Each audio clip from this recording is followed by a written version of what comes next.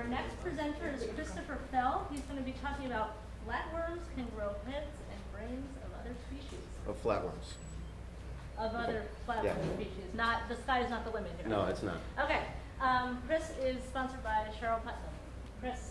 Okay, how you guys doing today? All right, so as I said, my name is Chris Fell, and I'm going to tell you about a breakthrough in science. It's about cell regeneration and Planarian flatworms. So, the structure and makeup of the animal body is built by protein components encoded by the genome. Transcription, which is DNA to RNA, and translation, which is mRNA to proteins to facilitate protein synthesis and gene expression, a process known as the central dogma. So electrophysiology has discovered that there are bioelectric networks known as gap junctions between the cells that communicate through transfer of molecular and chemical data in order to drive growth, replication, and shape and morphology. So during regeneration, these networks can be coerced into doing things other than what they were originally encoded to do. It is understood that these networks are activated by the genome. So imagine now a world where you can shape an organism or a limb or a head. Scientists found in Planarian flatworms with the regenerative capabilities can, after decapitation and the proper methods, grow heads and even brains of other species, like I said, of flatworms, of course. So now, what are the practical applications of this? Well, absolutely nothing at this point. But the possibilities are great. Think about it. What if you lose an arm or a leg? What if you can control the bioelectric networks within your body in order to instruct your cells to create that limb that you have lost? What about birth defects? Can we fix them, prevent them even? Scientists have showed that these studies help scientists to see how cell networks influence complex body structures, maybe see how a cleft lip is formed, or a lack of a number of phalanges. With the brain, so much electrical activity going on in there. What if we can control the neural current and bring back memories, or even reverse the damages caused by Alzheimer's disease? What about neural brain damage, parts of the brain being removed? These flatworms can actually regenerate entire brains. And studies have shown that they've actually been able to do it with intact memory. They found this out through light sensitivity training. Planarians, which are natural dark dwellers, after being trained to not mind light, were decapitated and allowed to regenerate. Surprisingly, they found that the regenerated flatworms would be more susceptible to light exposure than the new wild-type worms. So what does this all mean? Are we all built out of the same stuff down to the cistron? Can we grow chimeras out of animals or ourselves? Can we really discover where we came from? Well, these are the questions I think of when I read gap junctional blockade stochastically induces different species-specific head anatomies in genetically wild-type Garadia dortocephala flatworms. It's a mouthful, I know. This is the hypothesis. Psychological network attractors underlie regions of anatomical morphospace. This hypothesis raises the notion that neural pathways between cells are the final contributors to anatomical space in organisms. So scientists, using gap junction inhibitors, octanol solution, will take these worms, they'll cut them, and they'll place that section of the worm cut in the octanol solution for 3 days. After that, they place it in water for 7, allowing the worms to regenerate. They will regenerate one of the 4 different heads of these species you see up here of Planarian flatworms. The one over A and E are the G. dortocephala flatworms. Those are the ones that we're basing this off of. The other 3 on the right, those are the 3 different heads that that the GD worm was able to regenerate into. Now, if you notice, if you could see the green arrows up there, they're basing the similarities off of the ear shapes and the eye placements. C and G actually have the least similarities out of all of them, and that's the P. felina flatworm. And you can actually see that there's a correlation in the next slide on a phylogenetic chart, which is basically an evolutionary timeline of these worms. So, you've got E, F, and H that have the most similarities out of all of them, and they're closer to the G. dortocephala on the evolutionary timeline. And then you've got C and G, which is the P. felina, is the furthest away. So there's less correlation now. They were also able to find similarities in the brain shape. The length and width was measured and compared. The pseudoworms, which are the changed worms, the ones that were in the octanol solution, they had the same shape that resembled the wild types of the other worms that they were replicating. So how do you slice a worm? Well, they can be cut into many fragments, and those fragments can be regenerated into entire species of other worms.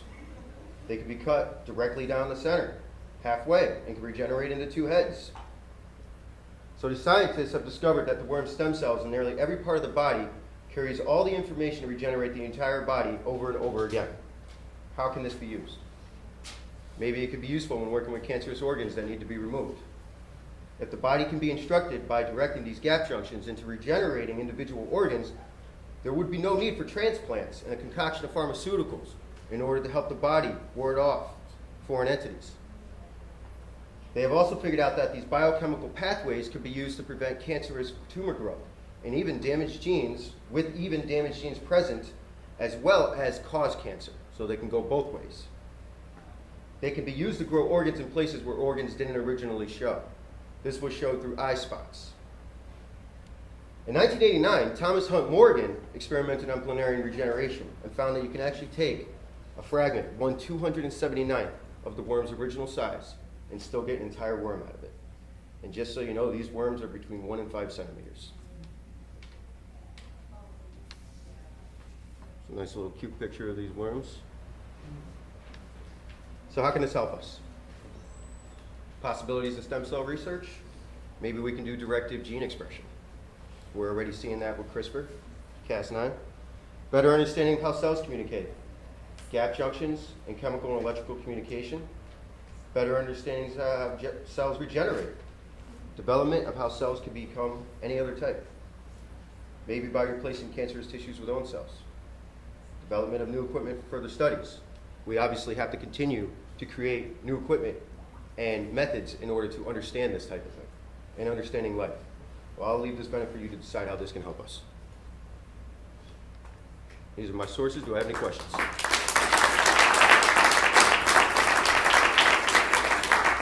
Thank you. Questions for Chris? Austin? Doesn't this mean that if we follow it down, it could possibly lead to a kind of immortality for people? If you're able to heal chopped off arms, doesn't that mean that you would be able to rejuvenate old cells, as you said with Alzheimer's and everything? Would that possibly lead us to being able to make, well, just that, an immortal person? Well, it's all based off the country that's doing the research as well for the ethics for the research being done. So if we were to get to that point, it'd really be based off the country on whether or not they're going to allow us to get to that point of immortality. As far as the limbs going, I mean, we would love nothing more than to be able to do that for maybe combat troops or for just people that have been in accidents and whatnot. Just entire limbs. I mean, nothing's cooler than metal legs, I guess, but if I could have my old limbs back and, memories, bring back memories or Alzheimer's, I mean, why not? Does that answer your question? Yeah. Yes. I hate to be the one to ask this, but so worms being cut up, do the worms have like nerves that register as pain as they're being cut up? They're very simple worms, and I wish I brought up a slide that showed what their makeup is, but they do have two nerve lines that run down the sides of it. I mean, I can't tell you if they actually do feel it or not. I know that dogs register pain differently than humans do, so I would imagine that planarians, being simple-minded as they are, probably don't register pain the same way. Yes, sir. So you said that the worms, each cell has all the information to recreate everything down to the head. So what similarities are there in humans that they know of, like in human cells or humans in general? Well, the similarities are is that all cells start out the same way as stem cells. Okay. So if we can bring the cells back by controlling the bioelectric networks, and I didn't get into this with this, but they've already found out how to take somatic tissue and bring it back to pluripotency. And that means that they can make that cell, bring it back to its start point. And then they can redirect it to grow as a different tissue. So this just really kind of gives us a better understanding on how cells communicate with each other and how we can direct those cells to do other things, such as grow other heads of other species of planarian worms by placing them in a gap junction inhibitor, which is the octanol solution. Is that what you were saying? So like, if the worm was severed, it would grow back a different head, like from a different Yes, species? yes. Wow. I still have some time here. Fine.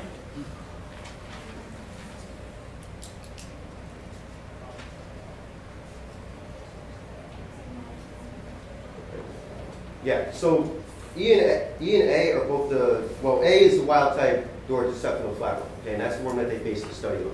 So they'll actually cut that worm, and then they'll take that, that section of the worm, they'll place it in the octanol solution, and just by literal chance, and time after time after time, it will actually regenerate into different types of those worms present up there. It'll replicate those worms. So what it's saying is that all these worms have the same genetic background. So just by chance of throwing it in the gap junction inhibitor, they have been able to kind of spike that growth of the stem cells to kind of just go in a different direction versus the original direction it was originally encoded to do. Does that make sense? Yeah. I mean, And, as far as I can and the one other thing I didn't mention was that after about 14 to 16 days, the worms' heads go back to their original shape. Yeah. So, anything else? All right, thank you. Got it.